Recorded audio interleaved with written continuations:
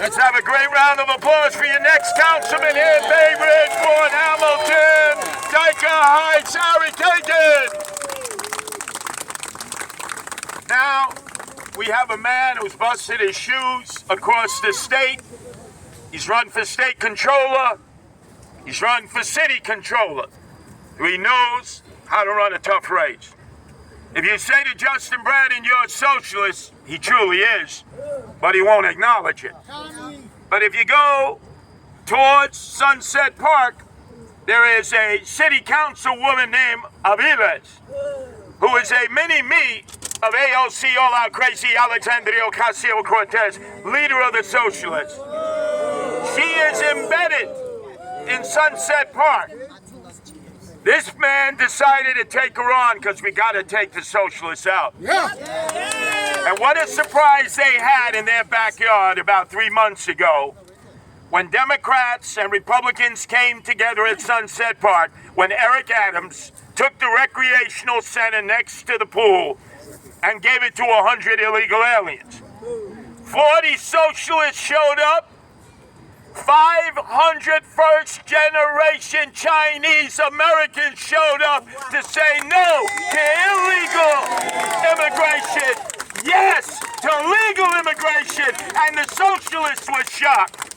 The man who's going to take Aviles out and help us take back the city council from the socialists, those who identify as socialists, Aviles. I give you Paul Rodriguez.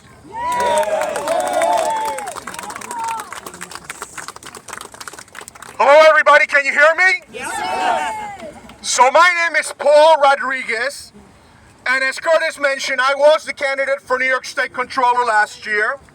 And actually, I was a resident of this district not too long ago. Imagine in 2022, and for many years I had been represented by Justin Brannan. As bad as that was, it didn't compare to then waking up a few days later and finding out that with the redistricting, I'm now represented by Alexa Aviles, who, mind you, she's not a liberal. She's not a progressive. She is an avowed, dedicated socialist. She is one of those people who still proudly supports defunding the police, closing all the jails. She's completely hostile to school choice, even though she herself benefited from going to another school outside of New York to get a better education. See, she is completely unsympathetic to homeowners or business owners because, after all, she doesn't believe in private property. She wants to rezone everything so we can just put tenement buildings where everybody simply lives all together. Not have your own home, not be the master of your own destiny. And by the way, people like her, who now keep increasing the number in the city council, they feel that the American values that we all hold dear, of each individual having life, liberty, and the pursuit of happiness, is one of the most toxic qualities of our country. Now, mind you, I'll tell you, I'm Puerto Rican. I'm married to a Mexican immigrant who is a citizen now. And the only reason why I even bring that up is because you'll probably hear tomorrow or later from Justin Brannan or from Alexa that I'm a white supremacist. And why is that? Because I actually believe that elected officials should do their job. And what is their job? Is to represent their constituents, which is all of us. Yeah! And that means prioritizing your interests and your concerns. But what is it that we have now? We simply have all of these city council officials, the mayor, everyone in the government and the state government telling you, you have to be quiet. That's right. Be good boys and girls. Be nice, quiet, obedient sheep. That's what they want from you. Is that what we're going to be? No! And you know why they want to do that? Because they want to keep hidden their complicity in the chaos that we're seeing with this migrant crisis. You know, it's very easy to advocate for open borders, to basically give the finger to the federal government when they want help enforcing immigration laws, when you further defy them by saying we are going to be a sanctuary city. It's very easy to do that when you're thousands of miles away from the southern border, El Paso, which I actually lived in for a year, and you never really expect to have to face the consequences of that virtual signaling, because that's the difference between public policy and virtual signaling, is consequences and having a plan. And as Curtis has always said, we have the swagger man with no plan, and that includes the rest of the city council. They have no plan.